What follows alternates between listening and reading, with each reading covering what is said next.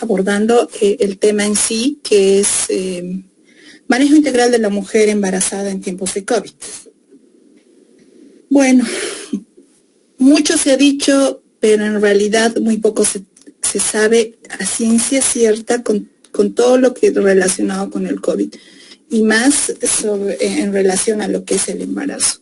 Por tanto, como obstetras, básicamente las decisiones que tenemos que irlas tomando tienen que ser en base a la medicina moderna y esta necesariamente tiene que basarse en resultados obtenidos de investigaciones, ¿no? En torno a eso, a nivel nacional, se han implementado protocolos de manejo para la mujer en etapa de gestación que esté con la infección del COVID-19. Obviamente está respaldada por toda la literatura, toda la investigación, la experiencia realizada en otros países, ¿no? Puesto que todos los países, en la medida de las circunstancias y de las posibilidades de capacidad resolutiva que tiene cada país, pues ha ido implementando protocolos de manejo, unos mejor que otros se podría decir.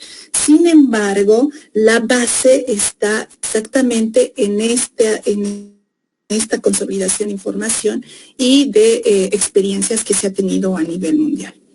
En ese entendido, viendo un poco la casuística de casos a nivel mundial en relación a lo que es COVID y embarazo, se sabe que hasta marzo, bueno, este es el dato de marzo hasta la gestión 2021, que a nivel mundial se ha tenido un total de 8 a 11% de pacientes embarazadas con COVID, sean estas sintomáticas o asintomáticas, ¿no? Y de este porcentaje, 8 a 11%, un 2 a 4% pues ingreso a unidades de cuidados intensivos. Lo que también se pudo ver con toda esa casuística es que básicamente aquellas pacientes que ingresaron a lo que es unidades de cuidados intensivos, pues eran aquellas pacientes que presentaban comorbilidades o factores de riesgo, tales como la edad mayor a 35 años, el asma, la obesidad y enfermedades preexistentes como la diabetes y la hipertensión. Entonces, esta es la relación a nivel mundial. Sin embargo, también se sabe que con el COVID-19 y el embarazo, muchas de las mujeres embarazadas, al parecer, esto hasta finales del 2020, no tenían tanta, no era más la situación de contraer infección en relación a la población en general.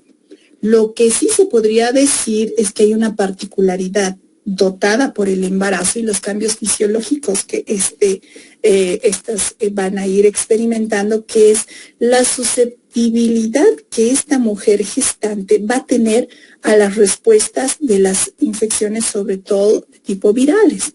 Entonces, básicamente se ha podido establecer de que esta sería una de las situaciones que podría explicar la severidad de síntomas que se van a ir presentando o se han ido presentando en las pacientes con COVID en etapa de gestación.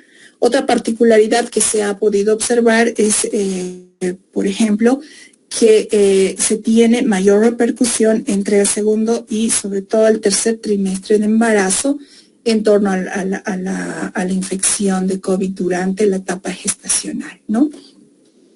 Sabemos perfectamente que el desarrollo de la enfermedad no dista de la realidad de la población en general.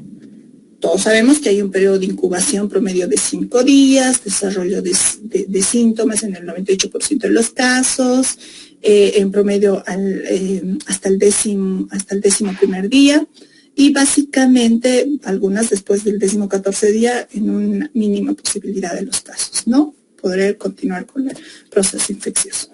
La situación de cómo se transmite la infección por COVID-19 durante la etapa de gestación tampoco deja de ser otra situación fuera de la realidad en la que toda la población general hemos sido sometidos. Que que básicamente es a través de las gotitas de fluye, que estas se generan a través del hablar, toser, estornudar, a través del contacto de las mucosas y superficies contaminadas y obviamente a través de las heces, ¿no?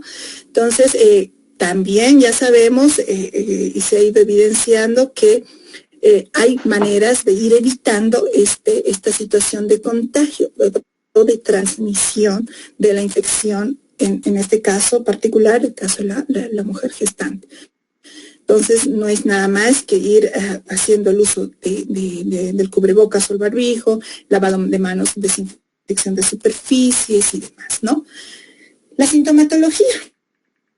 Básicamente la sintomatología es fiebre, tos, sensación de cansancio, anosmia, ageusia, incremento de la temperatura corporal superior a los 37 grados centígrados, una dificultad para, obviamente, síntomas gastrointestinales. Si nosotros nos damos cuenta y nos ponemos a analizar, básicamente es la sintomatología que también presenta aquellas personas que básicamente no están con embarazo. Lo que aquí se va a asociar y lo va a hacer diferente a la población en general, pues es la clínica asociada propia del embarazo. Me explico.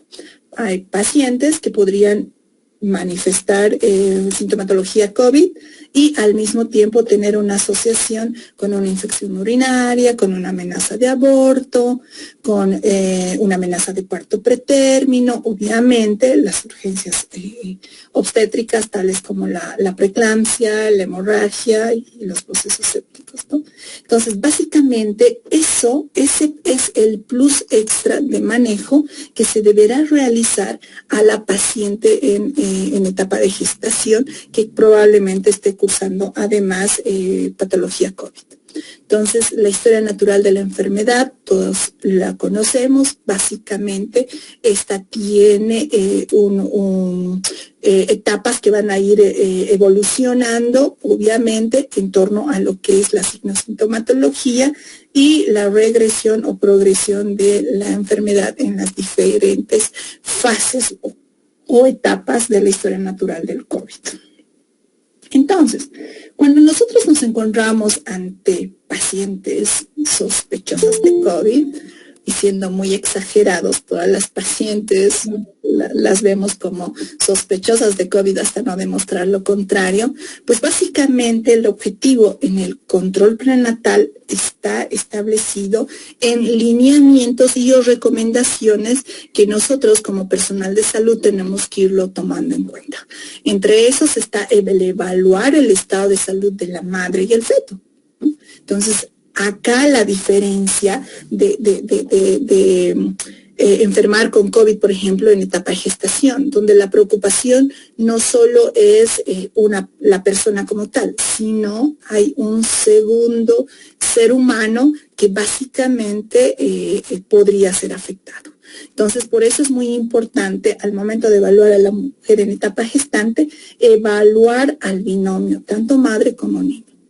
Al mismo tiempo es muy importante que vayamos estableciendo la edad gestacional para ir pautando el manejo correspondiente, evaluar los factores de riesgo. Esto realmente es muy importante, porque si nos damos cuenta de la evaluación de los factores de riesgo, va a depender mucho los cuidados y las alertas que nosotros tengamos, porque ya habíamos establecido que con la casuística inicial a nivel mundial, básicamente, las mujeres que tienen factores de riesgo son las que van a ser más susceptibles o vulnerables a tener complicaciones, a necesitar terapia intensiva, a necesitar terapia ventilatoria.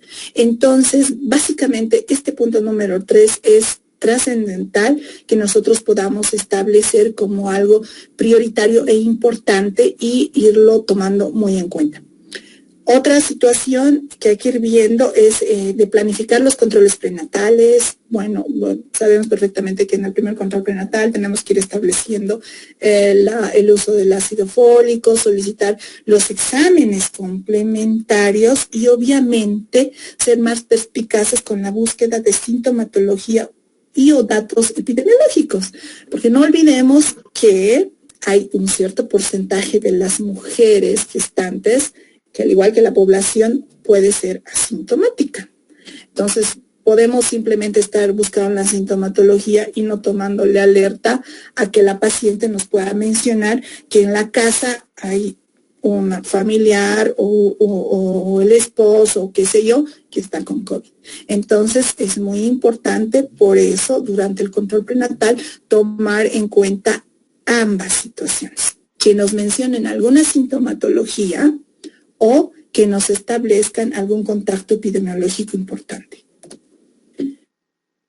En torno a las recomendaciones que nosotros tenemos que ir planteando para con la mujer en etapa de gestación, es muy importante, ¿no?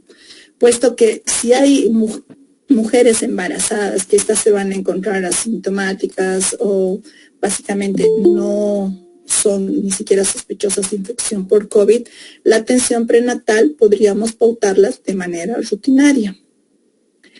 Al mismo tiempo, en caso de si hubiera confirmación o sospecha, pues vamos a continuar con el control prenatal, pero la diferencia está acá de que no va a ser la rutinaria, sino después de completado el periodo de aislamiento o el periodo o la etapa de manejo de la enfermedad, dependiendo las características de la infección que esté cursando esta paciente en etapa de gestación, ¿no? Sea leve, moderado, grave. Entonces, independientemente sea ello, una vez que termine todo este periodo, entonces se deberá recién retomar o pautar los controles prenatales rutinarios.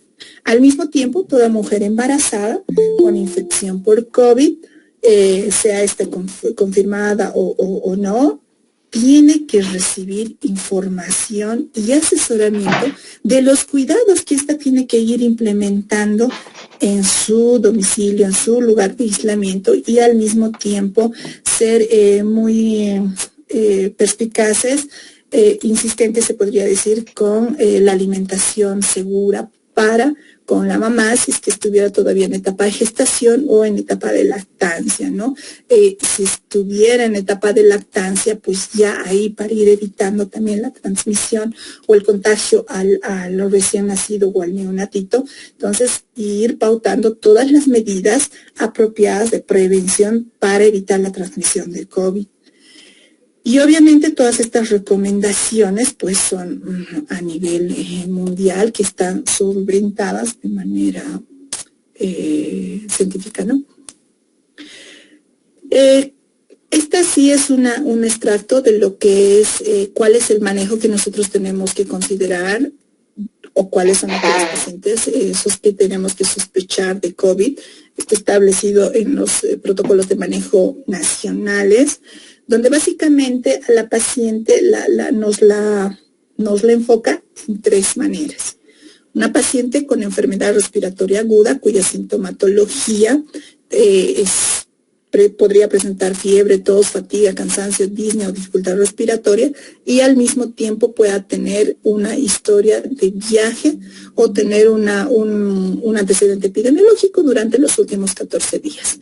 Si hay pacientes que tienen estas características y estamos simplemente pensando que es una infección respiratoria aguda, no olvidemos que podría ser también sospechosa de COVID, por tanto tendríamos que complementar los estudios o descartar la sospecha. Entonces, ¿cuál es el otro escenario en el que nos enfocamos e indicamos que probablemente la paciente sea sospechosa de COVID? Pues básicamente una paciente que curse una enfermedad respiratoria, pero asociada además a fiebre, fatiga, cansancio y disnea o dificultad respiratoria, y que también haya tenido contacto, ya no aquí con algo sospechoso nada más, ¿no? Sino que ya con un caso confirmado.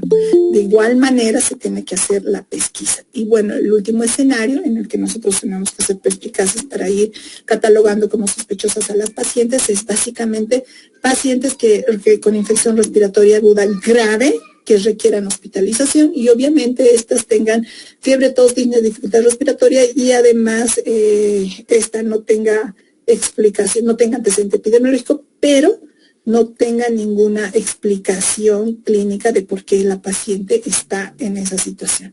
Entonces, en esos son los 3 escenarios en los que básicamente tenemos que ver a las pacientes sospechosas y determinar el diagnóstico. Entonces, al mismo tiempo, una vez identificadas estas pacientes con factor o sospechosas de COVID, hay que pues irlas catalogando en las características que le corresponde. Si estas son pacientes sospechosas de COVID con bajo riesgo, son pacientes sospechosas de COVID con riesgo moderado o son pacientes sospechosas con riesgo alto. Entonces, vamos viendo que las pacientes con riesgo bajo son todas aquellas pacientes que no tienen ninguna clínica severa que nos refiera o que básicamente puedan estar asintomáticas, pero tener la sospecha, una vez hecho el pesquisaje, ser positivas. Pueden ser positivas para antígeno nasal, pueden ser positivas para ELISA y GEMA y demás. Entonces, estas pacientes que no tienen factores de riesgo, que clínicamente no están manifestando a gritos, tengo COVID, estas pacientes pueden cumplir las indicaciones para aislamiento. Y bueno, el aislamiento tendríamos que tomar en cuenta pues que la mujer gestante pues cumple esas características, ¿no? Que pueda tener un aislamiento domiciliario o lo que, bueno, creo que no llegó a funcionar, los famosos lugares de aislamiento comunes o sociales, ¿no? Pero, sin embargo, si nosotros vamos a derivar para un aislamiento domiciliario, tomar en cuenta todas esas otras características y evitar hacinamiento y el contagio masivo. Ya con las pacientes con riesgo moderado y riesgo alto, esas ya van a tener un manejo diferente, se podría decir. Porque situación que había establecido la relación con la severidad del cuadro en estas pacientes. Entonces, ¿cuáles son aquellas pacientes sospechosas con riesgos moderados? Son aquellas pacientes que tengan todas las comorbilidades que tenemos en detalle, como la hipertensión, diabetes, asma, patología cardíaca, pulmonar, renal, hemática, hepática, o estén con terapia inmunosupresora. Todas esas pacientes son pacientes sospechosas de COVID de riesgo moderado. Entonces, ¿qué es lo que tendríamos que ir haciendo en estas?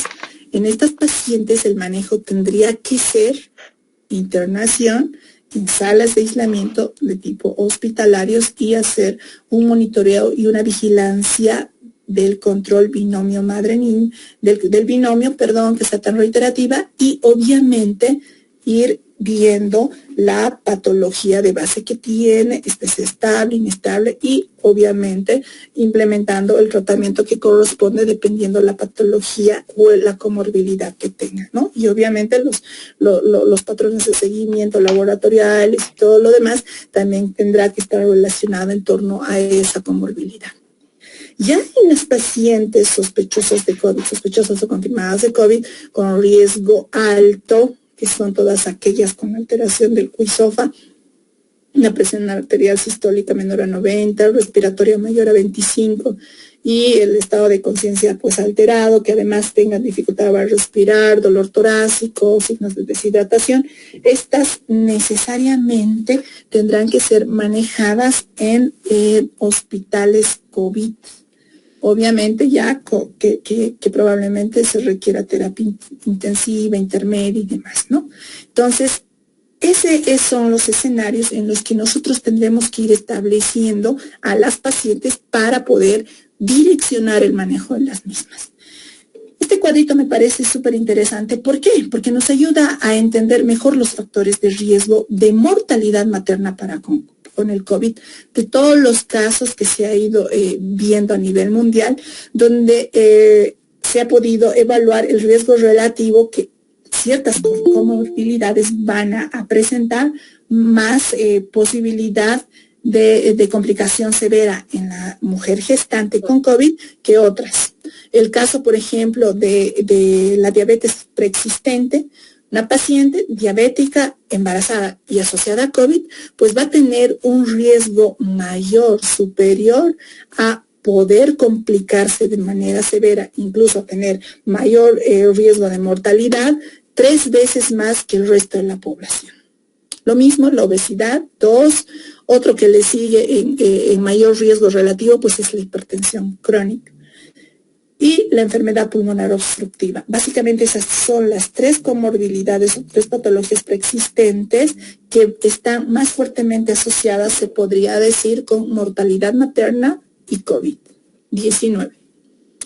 En torno a la clasificación del control prenatal, básicamente ya con el cuadrito anterior podríamos ir viendo que de igual manera vamos a ir estableciendo un control prenatal dependiendo el riesgo de las pacientes, ¿no? Pacientes de bajo riesgo y pacientes de alto riesgo.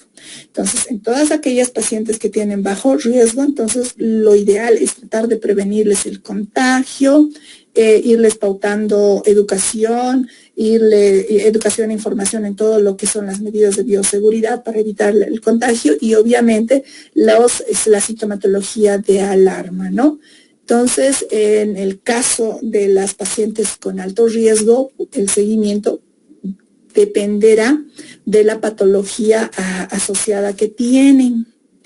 Los tiempos, en promedio, más o menos, los controles prenatales a las pacientes de bajo riesgo los hacemos de tipo mensuales. Sin embargo, aquellas pacientes, dependiendo la comorbilidad, la edad gestacional u otro tipo de factores, pues vamos pautando tiempos más cortos.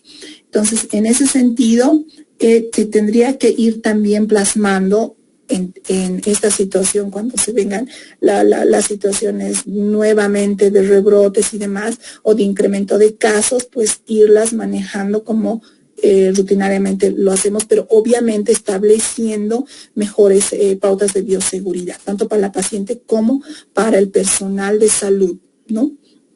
Entonces,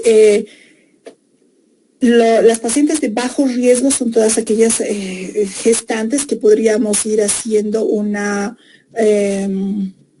manejo por telemedicina, videoconsultas, si es que estas pacientes estuvieran con la infección del COVID.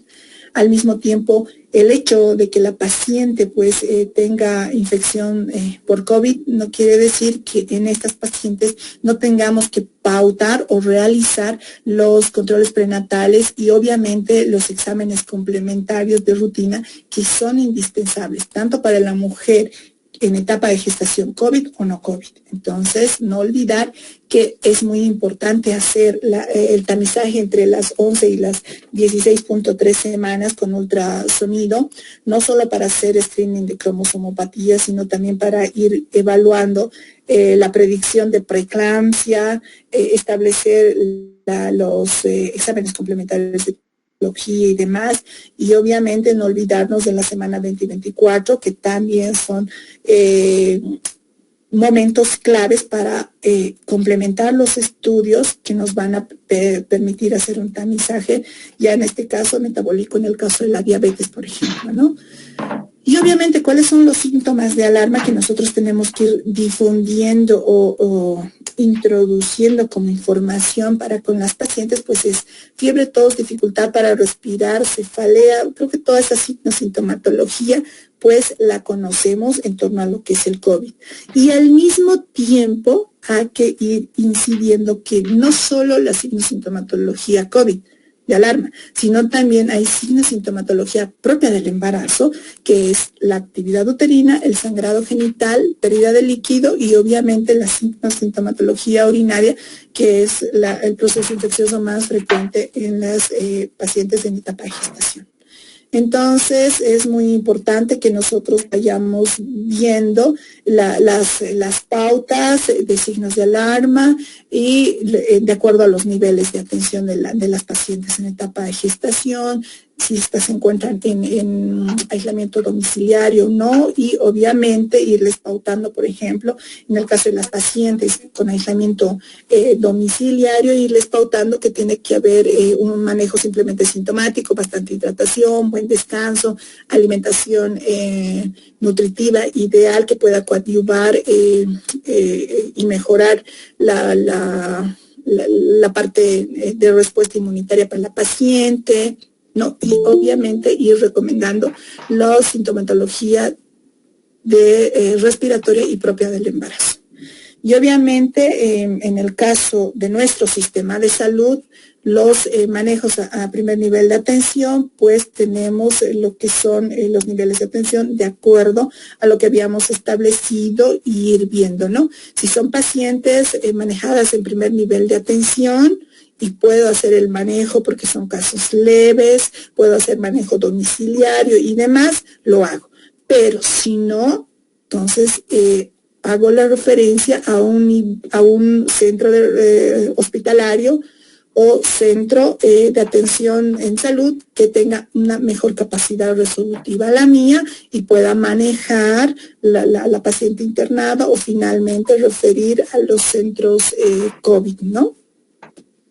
Entonces, ¿cuáles son además las medidas que nosotros tenemos que tomar en cuenta durante la atención a estas pacientes? Básicamente, en la consulta, nadie puede atender si es que no hay uso de la mascarilla de manera correcta y lo mismo pedir esa reciprocidad con la paciente, ¿no?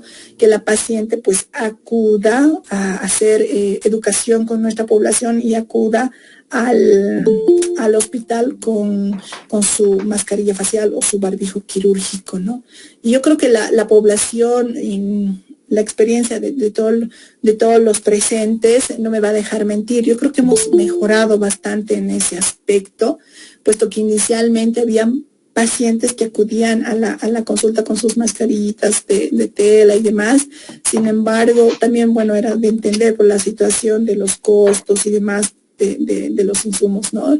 Y la escasez de los mismos. Sin embargo, actualmente vemos que gran parte de las mujeres en etapa de gestación, que son a las que yo veo, pues vienen con sus mascarillas quirúrgicas. Pero lo que tenemos que enseñar ahí es el uso correcto, porque muchas se ponen debajo de la nariz o se ponen debajo de la barbilla. Entonces, como personal de salud, siempre es bueno irles haciendo notar cuál es la mejor manera de utilizarlo. Al mismo tiempo incidir con lo que es el lavado de manos o hacer el uso del alcohol o con el gel, aislamiento o distanciamiento social cuando ésta se encuentre en movimiento público o dentro del transporte, no automedicarse. Esta es una gran recomendación que hay que ir indicando a las pacientes, puesto que hemos llegado en nuestro país a situaciones en las que incluso pues habían combos con ciertas características de medicamentos para poder comprarlos, ¿no? O sea, tanta fue la situación de que llegamos a esos extremos. Entonces, es algo que hay que ir recomendando, ir educando durante el control prenatal, ¿no? Entonces, otro, a no autoengañarse con el uso de la mascarilla, lo que les decía, que es muy importante que nosotros vayamos incidiendo en estas pequeñas pautas. Y sobre todo, yo creo la clave está en estas tres cosas, sobre todo cuando ya se está en la etapa de puerperio y no solo en la etapa de gestación, para evitarle el contagio a ese neonatito lactante o recién nacido. Entonces, uso correcto de la mascarilla, un lavado exhaustivo de manos y sobre todo desinfección de superficies. Ya durante el parto, puerperio y el embarazo, si que hubiera la situación de la atención con pacientes COVID, entonces, independientemente sea COVID o no COVID, sabemos perfectamente como profesionales de salud tenemos que informar a todas las embarazadas sobre lo relacionado a las ventajas de la lactancia materna, el uso de los biberones, las técnicas de amamantamiento, extracción de leche. Creo que hay muchos hospitales que están acreditados como madres, como hospitales amigos de la madre y la niñez. Entonces, es una actividad que no se puede dejar de hacer con aquellas pacientes que sean COVID positivas. Esa información y esa situación de implementar el inicio de la lactancia materna inmediata tras el nacimiento es un derecho para aquellas mamás, sean COVID o no COVID positivo, y sobre todo para ese su recién nacido. Lo sabemos perfectamente que la Organización de Naciones Unidas a la lactancia materna lo ha catalogado a nivel mundial como un derecho para la mamá y para eso. Entonces, el personal de salud no nos queda más que informar tanto a la pareja, a la familia, que es su entorno, y a la misma mujer gestante que tenga que amamantar, ¿no? Y obviamente como personal de salud, pues garantizar el alojamiento conjunto. Valga la aclaración, una cosa es aislamiento conjunto y otra cosa muy diferente es aislar a la mamá de su bebé. Pero cuando yo hablo de aislamiento conjunto, se habla de lo que es aislar a la mamá junto a su recién nacido de salas diferentes a las mamás en las que no están con la infección por COVID. Esa, para aclarar. En relación a lo que es el apego precoz o el contacto piel con piel, en relación con todos los estudios y toda la casuística que se tiene a nivel mundial y con las recomendaciones de la OMS, la OPS y muchos de las organizaciones, los países y todos aquellos en relación a promover la lactancia materna, pues se indica que los numerosos beneficios que nosotros tenemos con el contacto piel con piel no justifica el no aplicarlo por una aparente disminución del riesgo de contagio al recién nacido. Me explico. Hay estudios que solventan que si bien todavía son controversiales, ¿no? Con lo del COVID creo que no sé quiénes serán recontra expertos, no me considero una experta en relación a eso, simplemente un médico más que está atravesando y está conociendo y está aprendiendo todos los días en torno a lo que es el COVID y embarazo. Entonces, hay estudios en los que evidentemente no han llegado a demostrar que se pueda transmitir a través de la leche el SARS-CoV-2, ¿no?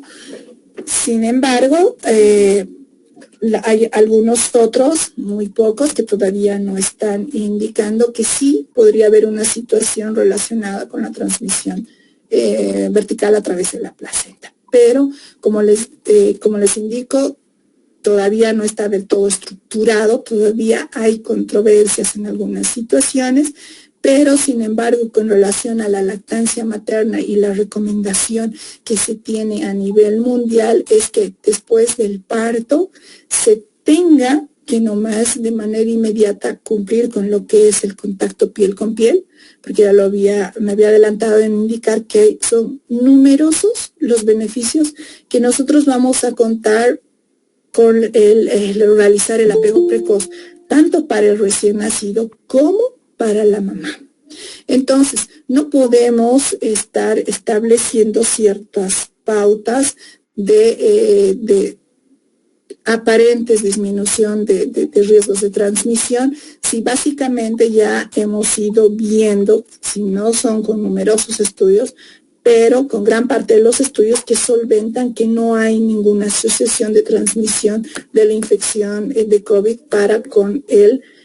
con la lactancia materna o que ésta sea transmitida a través de la lactancia materna. Lo que sí cabe aclarar es que cuando nosotros tengamos la oportunidad tenemos la oportunidad de atender a las mamás, pues básicamente lo que va a cambiar no son las actividades que cumplimos, ¿no? Porque sea COVID o no COVID, realizar una cesárea, el protocolo está establecido, no cambia. Lo que sí va a cambiar son las medidas de protección que nosotros vayamos a realizar durante la atención, sea este parto o cesárea. Esas medidas de bioseguridad, tanto para el personal de salud como para el recién nacido y obviamente la mamá.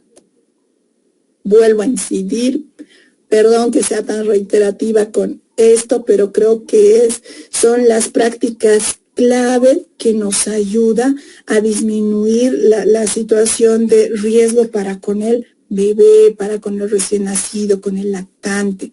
Entonces, lo primero es que los lineamientos a nivel nacional y a nivel mundial establecen que practicar el contacto piel con piel de manera inmediata no está contraindicado.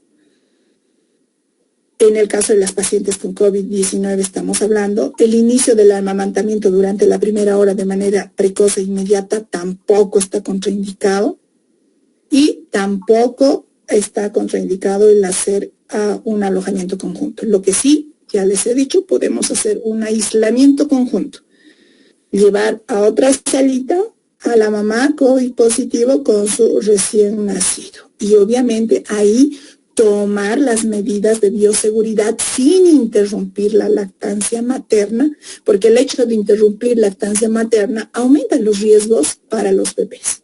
Si sabemos perfectamente que en el calostro, la primera leche que la mamá va a brindar a su recién nacido, hay innumerables anticuerpos que le sirven de vacuna, se podría decir, para que este niño a la larga no tenga de casos de otitis graves, neumonías, diarreas y demás.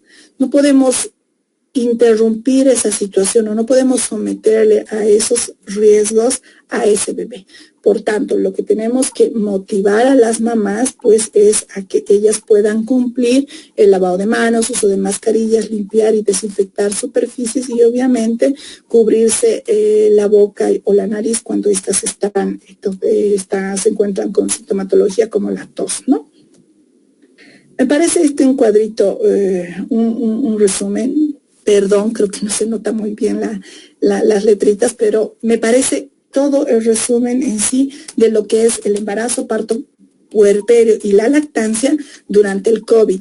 Una secuencia de cuáles son las recomendaciones, donde básicamente es importante que nosotros hagamos seguimiento del embarazo, control de acuerdo a las características de las pacientes, evaluando todo lo que ya habíamos enumerado, edad gestacional, factores de riesgo, irles introduciendo con las mamás la parte de la educación en torno a las medidas de bioseguridad y todo ello, irles al mismo tiempo recomendando cuáles son las signos sintomatología por la que ésta tiene que acudir de manera inmediata, bajo qué circunstancias, si es que fuera confirmada o no, podríamos hacer seguimiento telefónico, videollamada, WhatsApp, tantos medios de comunicación que ahora se nos ha establecido y hemos mejorado toda esa situación de comunicarnos, ¿no?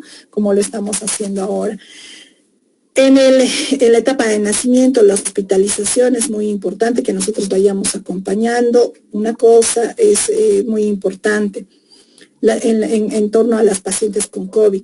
El hecho de que éstas tengan esta condición o esta infección no determina que necesariamente sea parto o necesariamente sea cesárea, ¿no? Entonces, las condiciones se van a dar de la evaluación obstétrica que se realice y obviamente las características propias de la paciente. Al mismo tiempo, en cuanto a las pacientes con COVID, podríamos ir, en algunos países algunos protocolos recomiendan altas precoces, obviamente bajo todas las recomendaciones de los signos de alarma y como última pauta la lactancia materna, ¿no? Entonces explicar todo lo que ya habíamos indicado y establecer las pautas de recomendaciones para con las pacientes. Eso en torno a lo que es COVID y embarazo. Vamos a pasar al siguiente tema, no quiero cansarlos, no sé si quieren pausar, espero haber sido algo puntual y clara con lo que se quiere transmitir, ¿no? En torno a lo que nos va a ser útil en el diario atender de las pacientes. No sé si ahí hacemos preguntas o es que continuamos con la siguiente sesión. Pongo en consideración, licenciado, a todos en sala, por favor.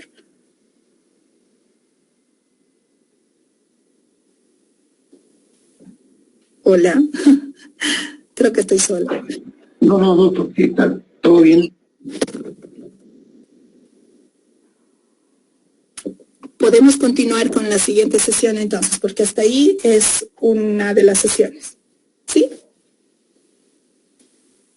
Ok. Quien calla otorga, dice. Bueno.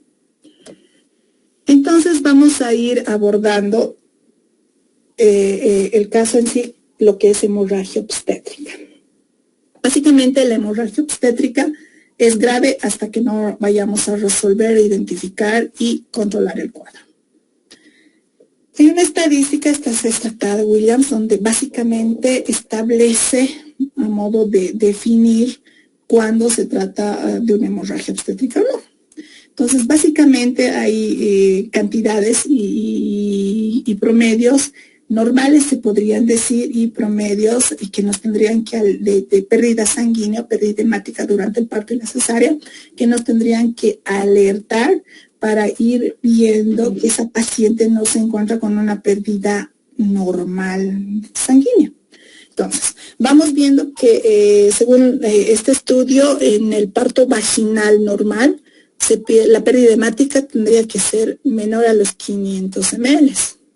Sin embargo, hay algunas circunstancias que van a determinar a que haya un sangrado entre 500 a 1000 ml, que obviamente en un parto normal se tendría que ya estar viendo, catalogando como una hemorragia, ¿no?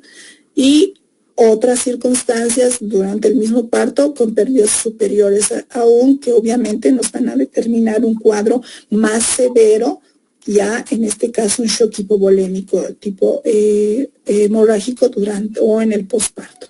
Lo mismo durante las cesáreas, hay un promedio normal o compensatorio, se podría decir, por parte del organismo de la mamá, no lo diremos normal, de 500 a 1000 ml en promedio.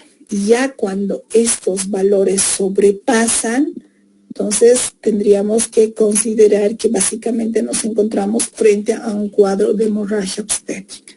Y ya en la situación de ser una cesárea un poco más complicada, ya asociada a histerectomía, la pérdida sanguínea en este procedimiento es pues sumamente elevada, ¿no? Superior a los 2500. Entonces, si nos vamos dando cuenta, los diferentes escenarios en los que nos encontramos, por una parte, todos los médicos al momento de hacer la atención del parto vaginal y en algunas otras circunstancias en el caso de los obstetras, ¿no?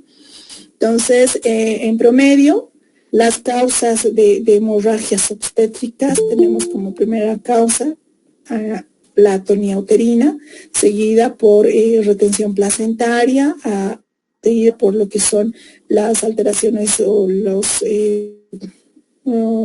desgarros a nivel del canal del parto y obviamente retención de tejido, ya otro tipo de circunstancias o alteraciones de la coagulación en torno a lo que son la coagulación, como las coagulopatías en el caso de las pacientes asociadas a preeclampsia u otro tipo de patologías. Entonces, si nos vamos dando cuenta, la casuística es esa a nivel mundial. Sin embargo, esta es nuestra realidad en nuestro país, donde como primera causa de muerte tenemos a lo que son las hemorragias con un 59%, seguida de un 11% de atonía uterina, pero ahí vamos viendo que en este periodo de revisión que se tuvo el 2000, primera causa de hemorragia, la retención planetaria en un 40%. Entonces, a lo que llama la atención en relación a la casuística mundial, ¿no? Entonces, ¿cuáles son los primeros momentos o los tiempos en los que hay mayor tendencia de mortalidad materna? Entonces, se ha podido evidenciar que las mujeres durante la etapa del puerperio tienen pues más riesgo de morir hasta 100 veces el primer día. Sobre todo las 2 primeras horas. O sea, las 2 primeras horas son claves, por eso son las 2 horas de oro que nosotros tenemos para ver las características del puerperio de la paciente, sangrado abundante, está con hemorragia, cuál la causa, y hacer el manejo de manera rápida y oportuna.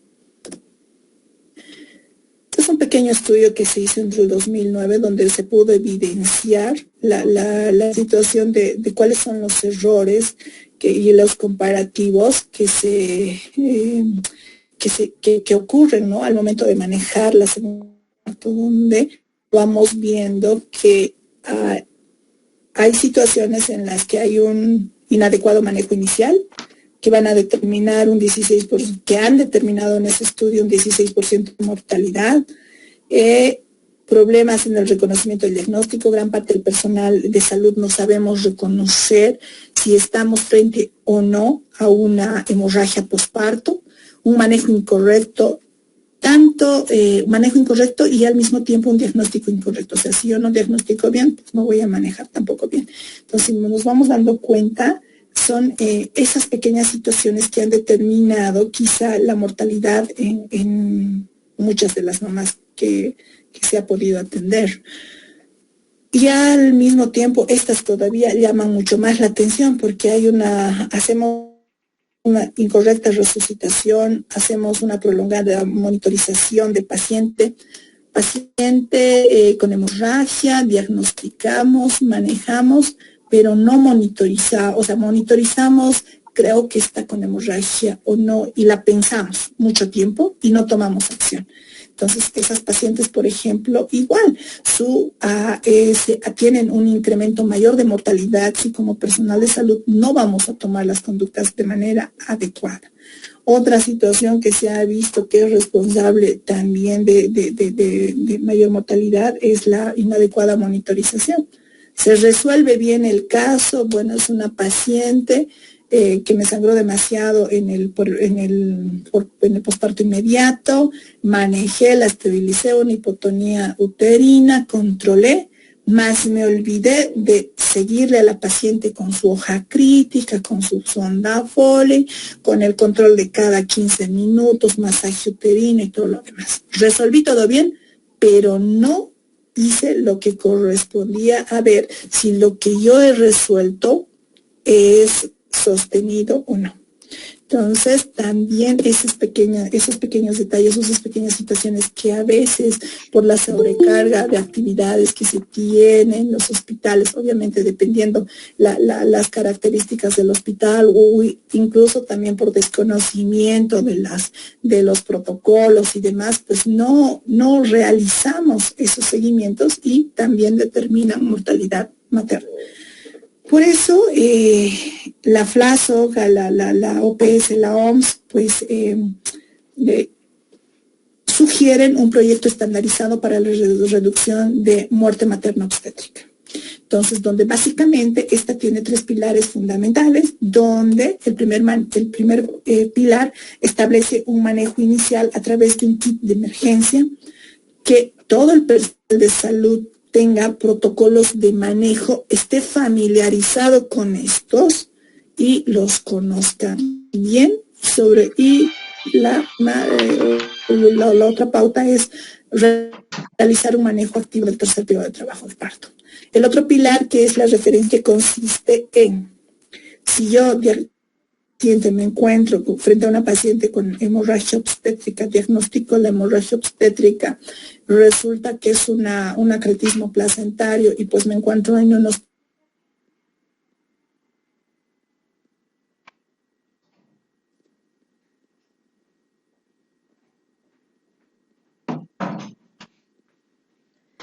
protocolo y sé que esa paciente tengo que estabilizar de manera adecuada,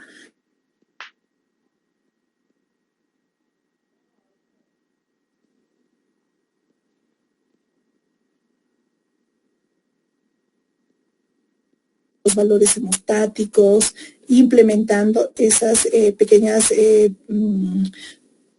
situaciones que nos ayudar a tener mejor estabilidad hemodinámica en la paciente. El TAM, por ejemplo, es un instrumento muy valioso que nos va a ayudar a trasladar a una paciente de un nivel de menor capacidad resolutiva a otro de mayor capacidad resolutiva, más compensada que no llevarle con el TAM. ¿Por qué? Porque nos ayuda a evitar la redistribución de flujos y mantener el flujo sanguíneo óptimo en aquellos órganos vitales para esa paciente. Y finalmente el tercer pilar es el manejo definitivo, ¿no? Ir viendo de que determinemos de manera oportuna la situación de que si realmente es candidata o no para hacer un tratamiento quirúrgico y cuáles son las estrategias de reanimación, y en torno a eso, pues enviarle a un hospital que tenga todas esas características. Toda paciente que se encuentra frente a un evento de hemorragia obstétrica, pues va a tener un determinado tiempo para que nosotros podamos estabilizar a la paciente y definir su situación de vida o no en ella. Me explico. Hay que ser muy agresivos con la reanimación que vayamos a iniciar. ¿Por qué? Porque de eso va a depender que la paciente tenga mayor sobrevida y mejores condiciones que instaurarle los tratamientos en los tiempos no oportunos. Entonces, tenemos 30 minutos, los 30 primeros minutos desde la hora cero son realmente claves para que nosotros vayamos viendo que tenemos que, primero, instaurar el tratamiento médico, que es tratar de compensar con la parte de los coloides, el uso de los medicamentos esterotónicos y demás, para que esta paciente no siga sangrando. El siguiente paso a ver es buscarle la causa. Buscarle la causa, esos restos placentarios, pues lo que tenemos que hacer en el hospital que nos encontremos, dependiendo de la capacidad resolutiva, es que si yo puedo hacer una revisión instrumental, tengo todas las condiciones, la hago de manera inmediata antes de los 30 minutos. No la programo para después de los 30 minutos. Entonces, vamos haciendo el manejo escalonado de acuerdo a la causa de la paciente. Por eso es muy importante.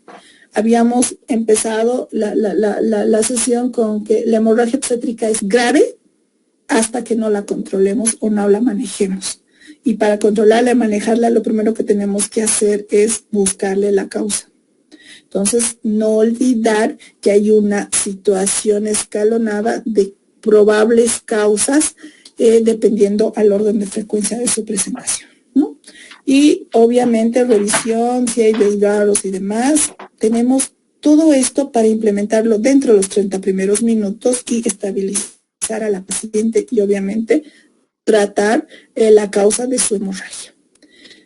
Si es que fuera necesidad de hacer otro tipo de tratamientos quirúrgicos, tinatomina, hacer la técnica de Belinch, embolización de arterias uterinas, ligado uterinas y demás para evitar la hemorragia y no ser tan radicales como el hecho de la histerectomía, pues tenemos otros 30 minutos para establecer el manejo de estas otras medidas si es que requiriera la paciente. Y finalmente completamos la hora para realizar los tratamientos más radicales y definitivos para evitarle la muerte a la paciente.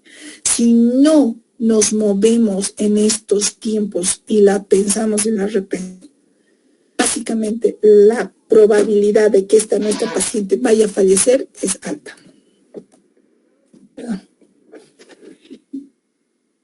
Esta es una de las situaciones que básicamente el personal de todos los días cuando se entra a cesárea o cuando se está atendiendo parto, donde hay una pequeña situación, sobreestimamos la cantidad de sangre perdida durante la atención del parto, ¿no?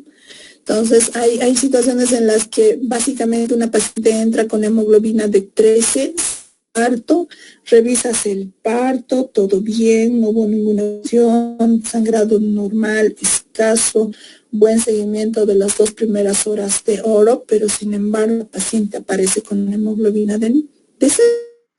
Y pues uno no se explica cómo es que esa paciente terminó en ese rango de hemoglobina. Entonces, básicamente, y con una historia clínica y que todo el sangrado fue dentro los parámetros esperados, fue un puerperio fisiológico inmediato. Entonces es que el personal de salud no estamos familiarizados con ir viendo las cantidades de pérdida en torno a lo que nosotros estamos observando. Entonces, por eso es muy importante que nosotros vayamos haciendo una estimación visual del volumen, y esto más o menos es extractado de uno de los estudios, de un estudio realizado en México, donde han podido ir evidenciando que, por ejemplo, la comparación, ¿no?, de una gasita empapada 10 o menos representaría una pérdida hemática pero ya cuando se trata de compresas, 140 ml. El peso de la sumatoria de las gasas que vayan a ser equivalentes a unos 10 gramos, más o menos 1000 cc de sangre. Entonces, a veces tenemos toda esta situación empapada, pero le ponemos que la cantidad de sangre que se perdió, así simple visualización, 800 cc, 900 cc, pero si vamos haciendo la sumatoria de todo lo que encontramos, nos damos cuenta pues que el sangrado realmente fue abundante y que la paciente transquirúrgico o en la transatención del parto se encontraba con un evento hemorrágico. Por eso es muy importante que además de dejar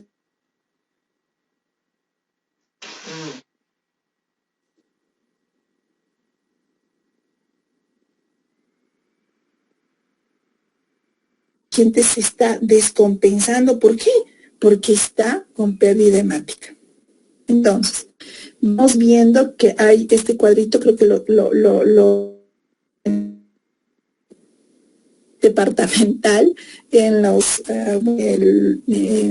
a través de sedes que trató de introducir toda la información, y para que todos podamos por lo menos estar a la par con estas pautas, porque la mente es frágil, no siempre uno tiene pues las características de manera inmediata y precisas, ¿no? En torno a eso vamos viendo que aquí hay ciertas alteraciones que vamos a ir determinando durante la pérdida sanguínea, ir viendo el grado de shock hipovolémico con el que se va a encontrar. Por ejemplo, vamos viendo que tenemos que ir monitorizando lo que es el sensorio, la perfusión, el pulso, la presión arterial sistólica, y ya obviamente estos parámetros nos van a ir orientando en qué grado de shock se encuentra y si está compensando y cuál es la situación que nosotros tengamos que hacer. Entonces, no podemos estar como si nada ante una paciente que está agitada ya y pensar que todo está bien. Hay que ir viendo qué es lo que está sucediendo y inmediatamente empezar a monitorizar presión arterial, tratar de sacar el índice de choque, frecuencia cardíaca, y ir viendo de que algo, por alguna razón, está la paciente descompensando. Entonces, este cuadrito nos ayuda a esquematizar los estadios también en los que se van haciendo los cambios de ciertos parámetros que nosotros tenemos que ir tomando en cuenta para ubicarnos en el estadio de shock o de gravedad que la paciente se encuentra ante un evento de tipo hemorrágico. Presión arterial y pulso son sumamente importantes, y la monitorización ante un evento hemorrágico pues tiene que ser muy estricto, entre 10 a 15 minutos para ir viendo las repercusiones de esto. Sabemos perfectamente que los eventos hemorrágicos nos activan una serie de un feedback, una cadena tras otra que va a determinar una situación más compleja, ¿no? Entonces vamos viendo que el hecho de que el evento hemorrágico genere abundante pérdida sanguínea, lo primero que nos va a establecer es hipotermia. Esta hipotermia a la vez nos va a determinar una depresión miocárdica, una arritmia, dependiendo la severidad de la hipotermia. Al mismo tiempo, esta hipotermia genera vasoconstricción con una disminución del gasto cardíaco, obviamente hipoxia en ciertos tejidos, y al haber hipoxia, pues va a haber la activación de la vía metabólica la vía anabólica con el aumento del ácido láctico. Entonces, este incremento o esta alteración de todo este evento, ahí no recorre. perdón, aquí está. Entonces, esta cadena de secuencia lo que nos va a determinar pues es una coagulopatía de consumo, puesto al tener un sangrado masivo que va a disminuir la capacidad del organismo en torno a lo que es la coagulación, entonces va a determinar además mayor injuria a nivel de los tejidos, ¿no es cierto? Entonces por eso es muy importante y básicamente se ha podido evidenciar con la clásica reanimación de cristaloides que se tenía, que una de las consecuencias de solo utilizar la reanimación con cristaloides, pues nos ocasionaba coagulopatía de consumo. Cuando se trata de un evento hemorrágico, la situación a la que como personal de salud tenemos que tratar de evitar de llegar es básicamente a esto, la triada de la muerte, que es coagulopatía, acidosis metabólica e hipotermia. Porque esto, determinado por la hipoperfusión, nos va a generar un desequilibrio hemostático que básicamente va a ser la responsable de que la paciente pues fallezca. Esta era la reanimación tradicional, la que les mencionaba, donde básicamente, yo recuerdo cuando estaba de internita, se tenía que reanimar con 3.000 pásenle 1.000 de lactato, otros 1.000 más, otros 1.000 más. Entonces se hacía la reposición solo en base a cristaloides, ¿no? Y uno que otro concentrado globular, dependiendo cómo estaba la hemoglobina y demás. Lo que esto antiguamente nos determinaba a mayor mortalidad por coagulopatía.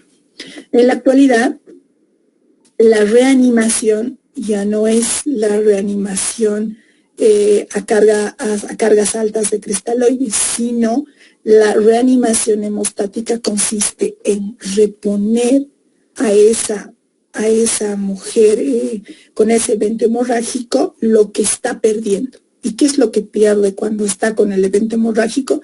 Pues lo que pierde son glóbulos rojos, plaquetas, pierde fibrinógeno, pierde elementos de la coagulación. Entonces, por eso es muy importante que entendamos que la reanimación actual es la que tenemos que hacer en base a la reanimación hemostática, en base a lo que nos va a evitar que nosotros vamos a tener coagulopatía de consumo y obviamente determinar la triada de la muerte y el deceso de la paciente.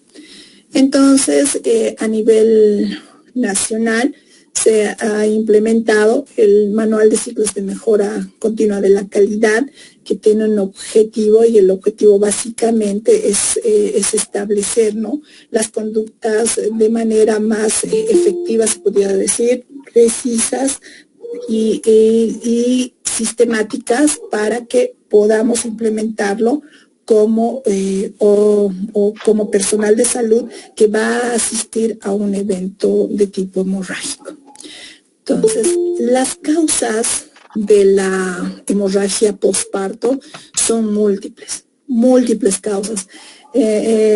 Como se les va a compartir la presentación, pues es muy importante que nosotros vayamos familiarizándonos, sobre todo si nos encontramos atendiendo o nos encontramos en un hospital que tiene alta tensión de partos y cesáreas, que seamos bien perspicaces con todas las posibles causas en las que nos pueda ocasionar pues hemorragias, ¿no?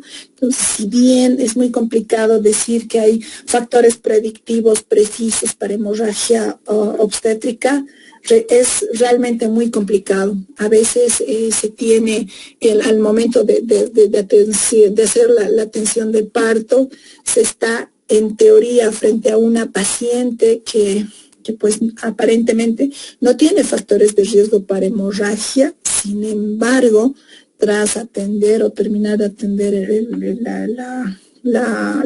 tercer periodo de trabajo de parto, pues la paciente empieza con una hemorragia masiva. Entonces, es muy importante que nosotros tomemos en cuenta que hay ciertos eventos que a veces no los tomamos como probables factores de riesgo o probables causas, y no nos preparamos para poder atender el evento. Entonces, como había viendo en orden de frecuencia, tenemos que hay causas por atonía uterina, retención de tejido, lesión del canal de parto y alteraciones de la coagulación, ¿no? Y entre las causas de atonía uterina, que es la principal causa de hemorragia posparto, pues está la sobredistensión uterina, coriomnionitis y agotamiento muscular. Entonces, esas causas tienen a la vez situaciones que definen como factores de riesgo. Por ejemplo, ¿en qué casos vamos a encontrar sobredistensión uterina? Gestaciones múltiples, polidramnios, fetos macrosómicos. Entonces, si yo tengo una paciente con estas características, pues tengo que ir viendo que probablemente vaya a haber un evento hemorrágico, entonces tendré que estar preparada ante el evento. Y de igual manera, con el resto de las causas, pues tienen su causa y su factor de riesgo. Entonces, vamos viendo que tienen un riesgo. Hay algunas en relación a los factores de riesgo que unas tienen mayor riesgo que otras, ¿no? Sin embargo, los factores de riesgo, pues, están ahí latentes, presentes, y lo que tenemos nosotros como personal de salud es tomar en cuenta estos factores de riesgo e ir viendo que tengamos que estar preparados, listos. Por ejemplo, si yo tengo una paciente, 2 cesáreas previas, que sé que va a tener riesgo para acretismo placentario y probablemente para rotura uterina, pues me voy complementando lo que corresponde con esta paciente y no hago un control prenatal rutinario donde no le pido una ecografía Doppler, donde no voy a ponderar el peso fetal y todo eso, y hacer una sumatoria de factores de riesgo y catalogarla a esa paciente como una paciente con alto riesgo obstétrico. ¿Por qué? Porque tiene esta sumatoria de factores, ¿no? Entonces, lo importante del control prenatal es saber identificar estos factores, direccionar al mismo tiempo los probables elementos diagnósticos que nos puedan coadyuvar para tomar mejores decisiones o finalmente para poderle brindar a esa paciente mejores escenarios de atención. No es lo mismo atender un parto de una paciente cesárea previa en un hospital de segundo nivel que atender un parto de una paciente cesárea previa en un hospital integral. Entonces, hay etapas clínicas de la hemorragia posparto donde básicamente nos van a determinar la severidad de estas en leve, moderada, severa y la asociación de la cantidad de pérdida sanguínea con la presentación de la clínica de estas. Y para ello, no olvidemos que el flujo sanguíneo uterino al final del embarazo, pues básicamente por esos vasos que irrigan todo lo que es el útero y los anexos, la vagina y demás, pues representan el 15% del gasto cardíaco. Imagínense que en un minuto se pueda perder 700 ml a través del sangrado por útero. Entonces, en ese entendido, tenemos que tomar en cuenta que la hemorragia posparto consiste en realizar un reconocimiento temprano, una evaluación sistemática y tratamiento del evento y la pronta resucitación con fluidos. Esta es una revisión sistemática del Cochrane, donde básicamente establecen las estrategias para disminuir la hemorragia posparto. Antes se hacía el manejo expectante, ¿no?, de que la placenta tiene que salir de manera normal, fisiológica y demás. Pero la actualidad, toda la revisión ha identificado o ha demostrado que el manejo activo pues disminuye los eventos de hemorragia obstétrica en un casi 70%. Por tanto, a nivel mundial y también nosotros dentro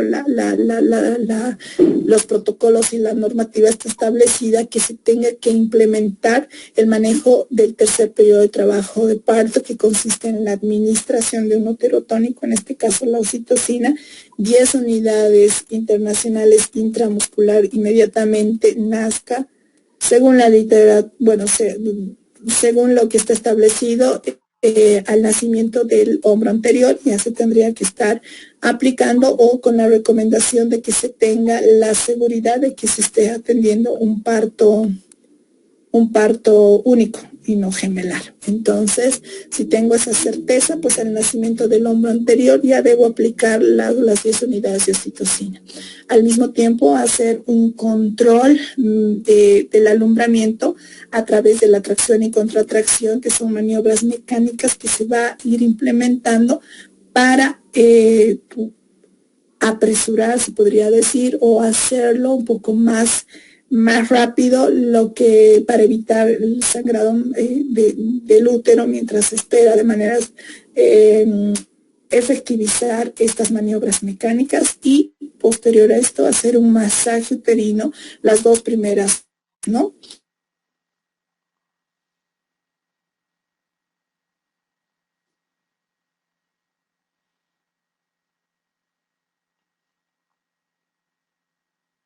El cordón y obviamente el masaje uterino después del parto. Entonces, cuando ya se tenga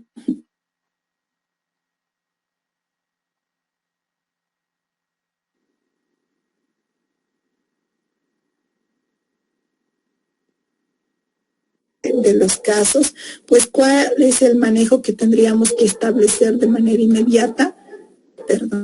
De manera inmediata, pues la aplicación de oxitocina endovenosa, intramuscular, implementar lo que son los masajes uterinos.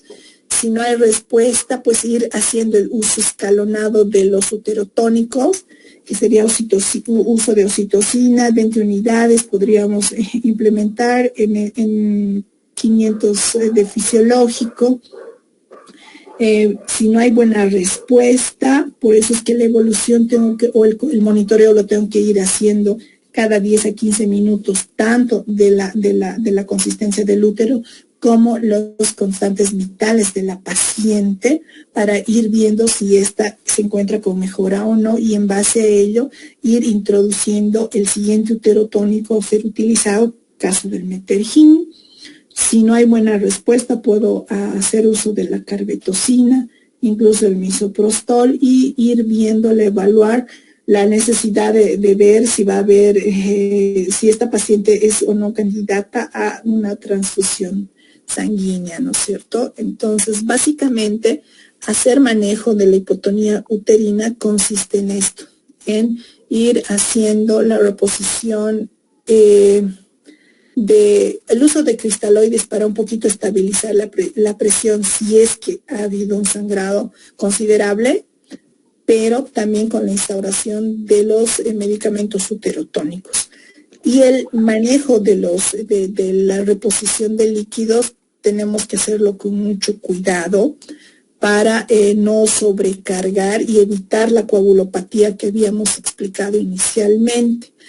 Y en acá, por ejemplo, hay que tomar en cuenta, si es que estuviéramos ante una paciente con COVID severo, moderado severo, no olvidemos que ya el embarazo como tal le predispone hipercoagulabilidad.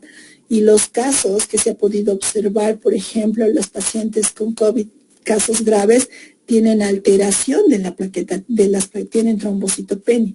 Asociada a eso, más la situación de reponer mal o hacer mal uso de los líquidos, pues básicamente estaríamos condenando a la paciente a mayor generación de la triada de la muerte, ¿no? Entonces, por eso es muy importante que al momento de hacer el manejo tomemos en cuenta esas pequeñas condiciones.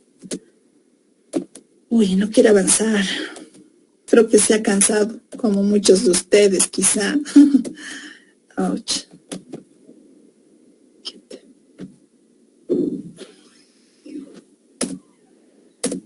Ya. ¿Cuál es el manejo que nosotros tenemos que instaurar cuando nos encontramos ante una paciente que tenga trauma en el canal vaginal? Entonces, básicamente es ir haciendo el reconocimiento o la identificación de la causa y tomar conducta ante ella.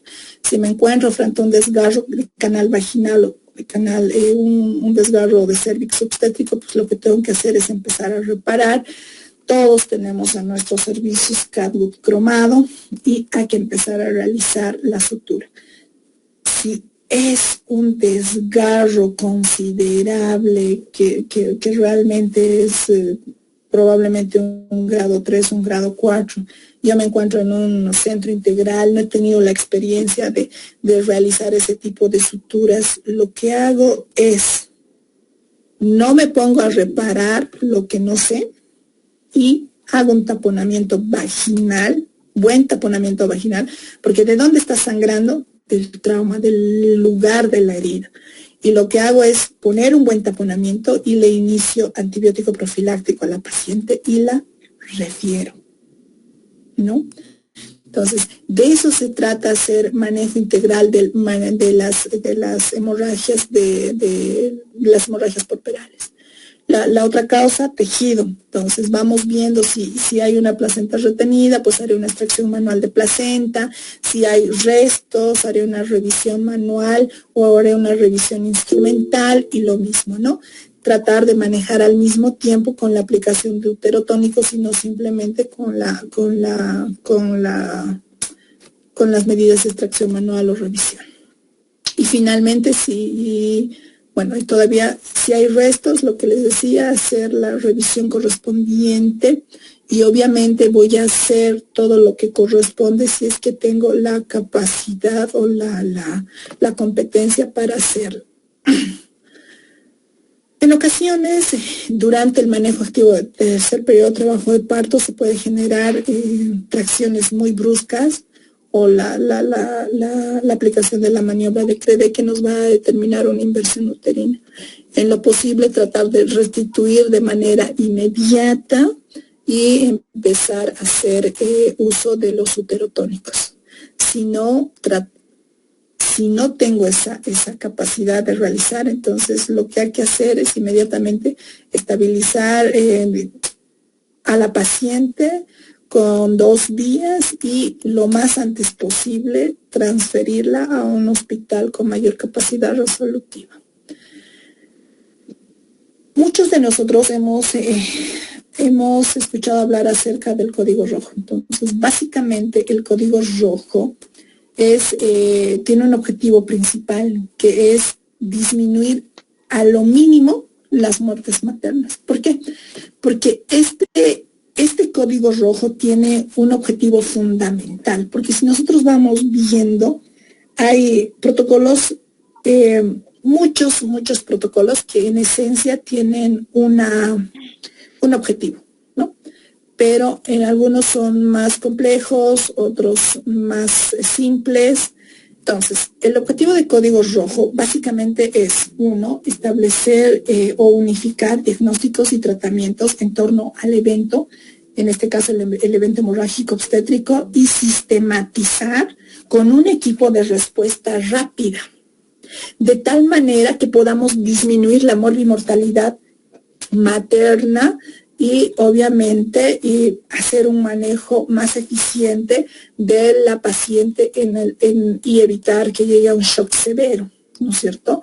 Y este código rojo se establece a través de elementos o de funciones de acuerdo a las competencias o destrezas que tenga cada personal de salud.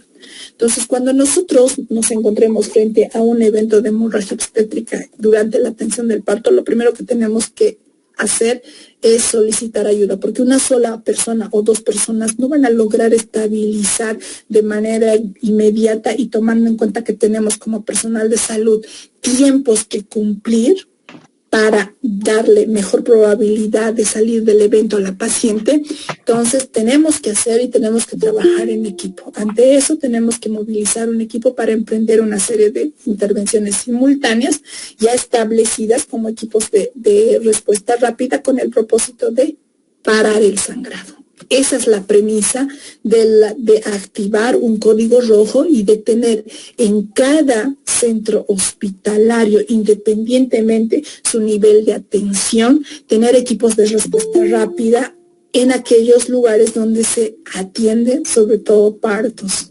más aún si se hacen cesáreas, sobre todo partos. Entonces, tratar como personal de salud en mi hospital, establecer mi equipo de respuesta rápida para activar código rojo y poder de manera inmediata iniciar el soporte de reanimación básica a la paciente que se encuentra con hemorragia obstétrica. Entonces, ya les vuelvo a reiterar nuevamente este cuadrito que nos ayuda a entender que nosotros ante un evento hemorrágico pues tenemos muy poquito tiempo para nosotros poderle dar una mejor sobrevivencia a la paciente. De la manera en la que yo vaya a resolver el evento, entre más antes mejor, la paciente va a tener una mejor sobrevida. Pero si yo voy pautando las posibilidades de le parece, no parece, le hago, no le hago, o será, no será, o le pones o no le pones, la paciente va a ir disminuyendo esa su probabilidad de tener, quizá no se vaya a morir, sin embargo, vaya a tener algunas repercusiones, insuficiencia renal, panhipopituitarismo, u otro tipo de situaciones que van a determinar secuelas en la paciente.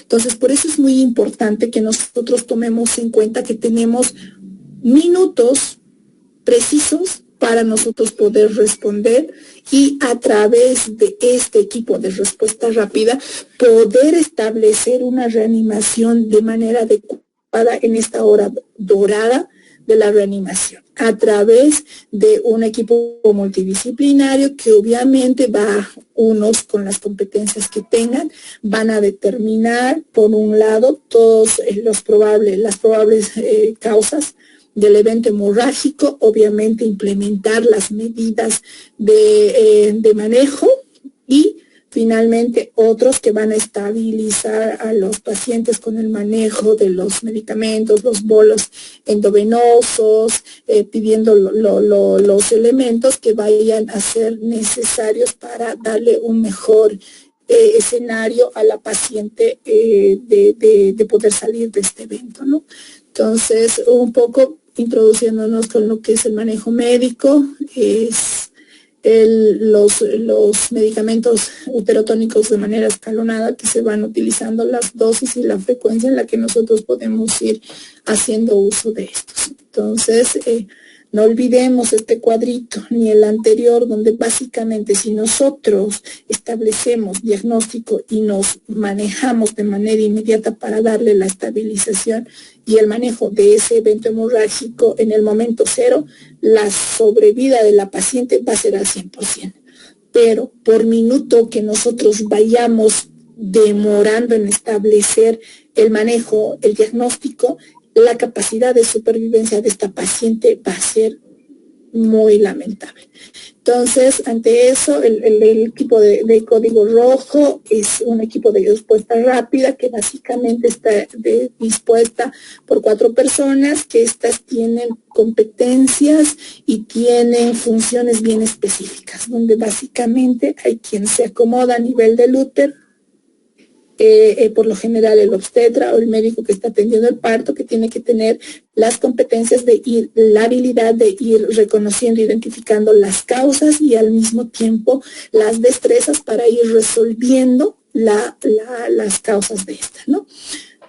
A la cabeza puede ser de preferencia un anestesiólogo, si no hubiera otro médico, o el equipo con el que se vaya a contar en el centro hospitalario en el que me encuentre, cuya persona básicamente va a tener la responsabilizar de monitorizar a la paciente, cuidar la vía aérea, tratar de mantener la normotermia y obviamente una tercera persona o un tercer asistente, que de preferencia una licenciada con destreza para conseguir accesos venosos hacia la velocidad de la luz y poder establecer las reposiciones, el manejo de los uterotónicos, la instalación de los medicamentos y demás, ¿no? Entonces, básicamente el coordinador en jefe se sitúa a nivel del útero y lo que les decía, Esas son las competencias, o mejor dicho, no competencias, sino esas son las funciones que le correspondería establecer en esa su responsabilidad como tal. Entonces, el asistente 1, que se va a disponer hacia la cabeza, también toma y monitoriza todo lo que es presión arterial, pulso, oximetría, temperatura y evita la hipotermia. Reevalúa constantemente el estado de shock de la paciente, cómo se encuentra en torno al sensorio, y se encarga de suplementar oxígeno. Entonces, básicamente, si nos damos cuenta, cada uno tiene sus funciones bien precisas.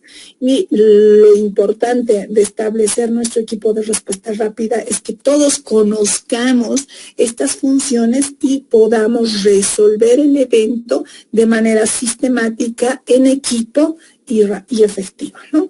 Y el asistente 2, de preferencia que les había indicado, sea una licenciada en enfermería, que obviamente esta sea la encargada de realizar la toma de muestras, colocar sus soluciones cristaloides, realizar las órdenes de laboratorio, ir viendo las reservas de unidades para hacer la transfusión correspondiente, y finalmente un personal de apoyo que básicamente va a estar en torno a todo lo que el equipo que está haciendo la reanimación necesite. Hablar de hemorragia postparto, creo yo, considero, es hablar y preguntarnos esto. ¿Cuáles son los factores de riesgo para presentarse una hemorragia postparto? ¿Alguien en el auditorio que quiera mencionar?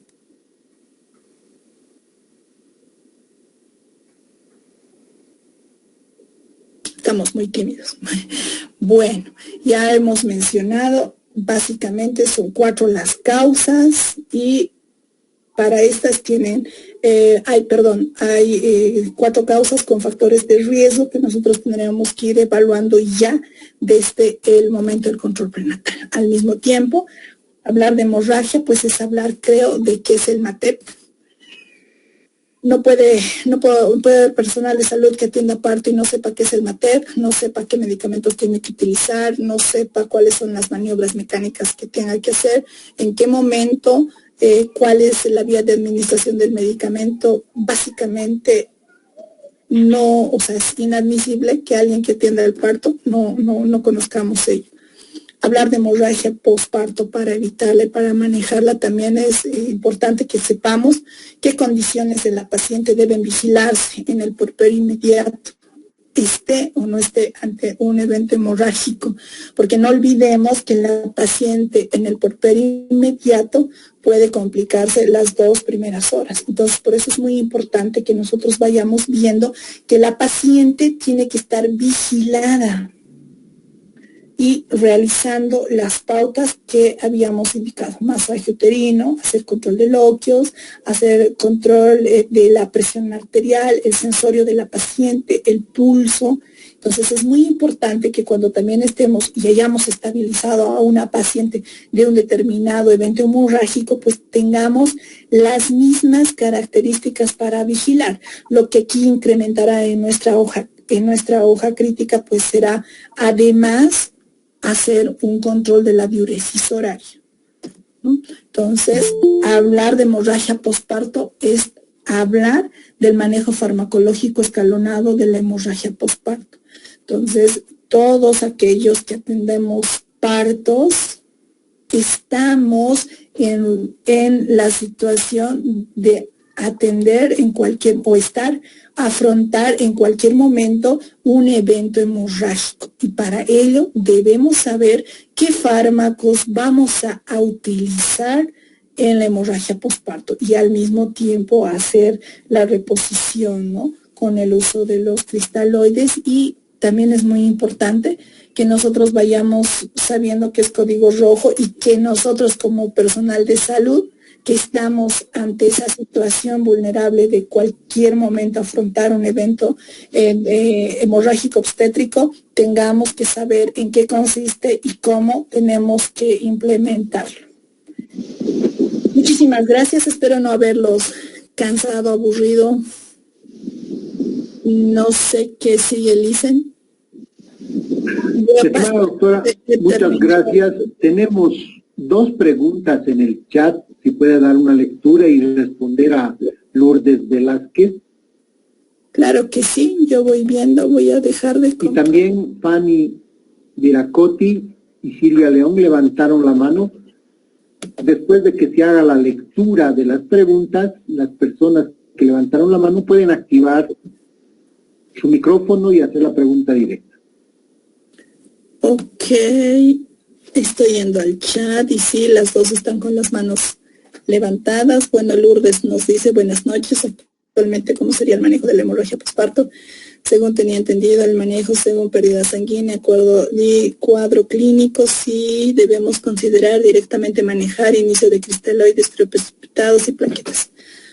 Me parece excelente su pregunta, muy buena pregunta, la verdad. Entonces, habíamos indicado que lo primero que tenemos que hacer ante un evento hemorrágico, lo primero, el manejo inicial, consiste en identificar que yo estoy frente a un evento hemorrágico, que mi paciente no está sangrando 300 cc, no está sangrando 400 cc en el parto, sino que está sangrando más. Si yo, y es algo que hemos estado motivando a poder implementar y poner en práctica, es a hacer uso de la técnica SEA, ligadura por vía vaginal de arterias uterinas. ¿El objetivo cuál es de esta técnica? El objetivo de la técnica es básicamente cerrar el lugar que nos genera mayor pérdida sanguínea. Sabemos perfectamente, y lo hemos reiterado, que por minuto a nivel uterino circulan como 700 ml de sangre.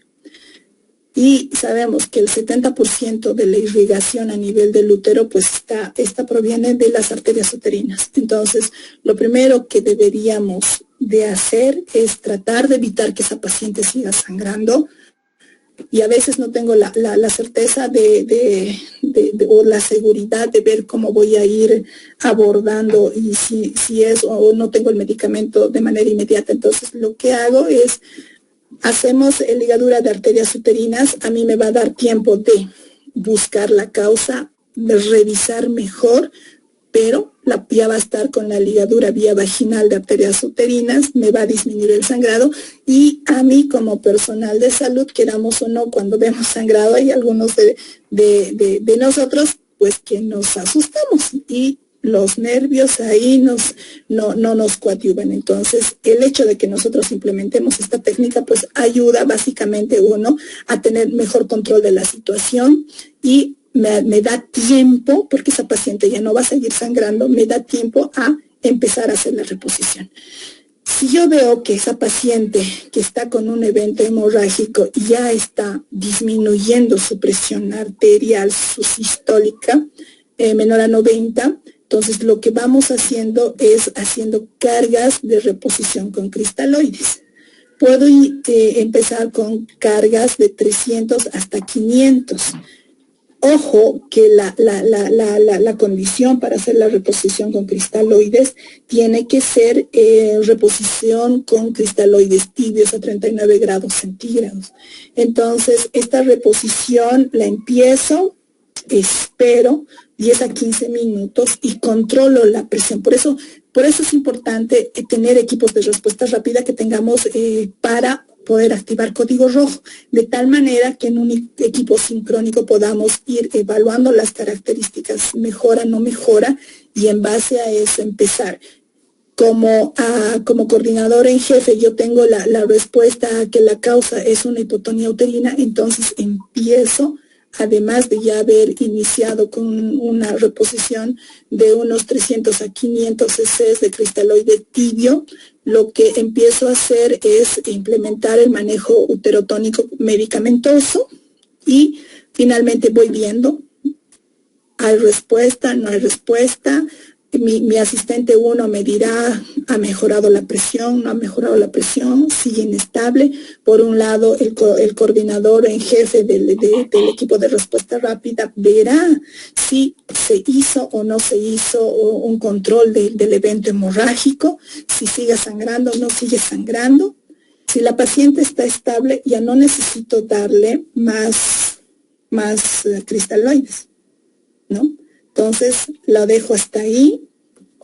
Obviamente, cuando hay un evento hemorrágico, siempre acostumbrémonos a tener 2 vías, no para reponer con los 2 cristaloides pérdidas sanguíneas, sino un cristaloide, acostumbrémonos siempre, una vía, perdón, para hacer manejo de medicamentos y la otra vía para que nos ayude un poco a compensar la hipotensión de la paciente.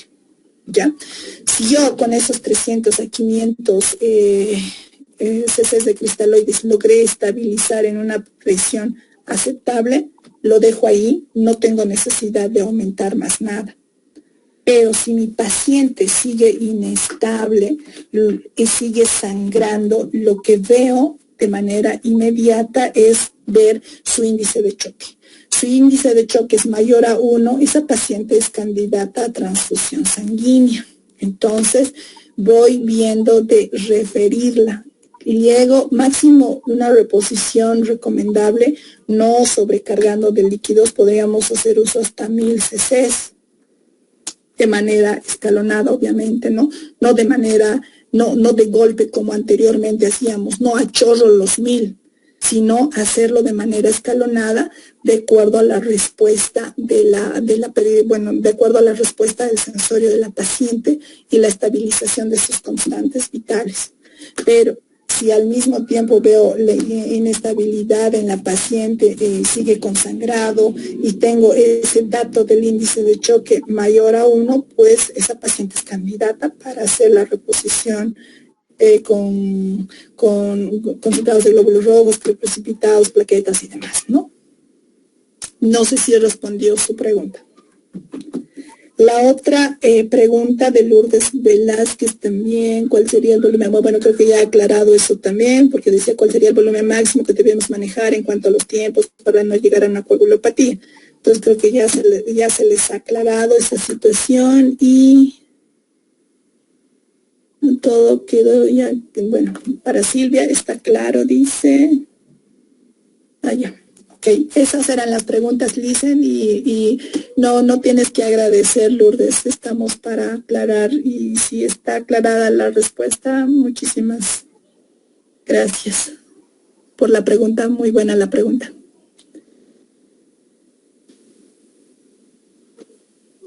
¿Alguna otra pregunta? Esas son todas las preguntas en el chat, Lisen. Sí, excelente, doctora, muchas gracias. Como siempre, amplia en su exposición, detallada y puntual profesionalmente. Si alguien más tiene alguna pregunta, puede activar y hacer de manera directa, habilitando su micrófono. El tiempo es de ustedes, doctores, doctoras. Aunque era hasta las 8:30, 1000 disculpas, me he excedido del tiempo. Es la pasión de una ginecóloga obstetra.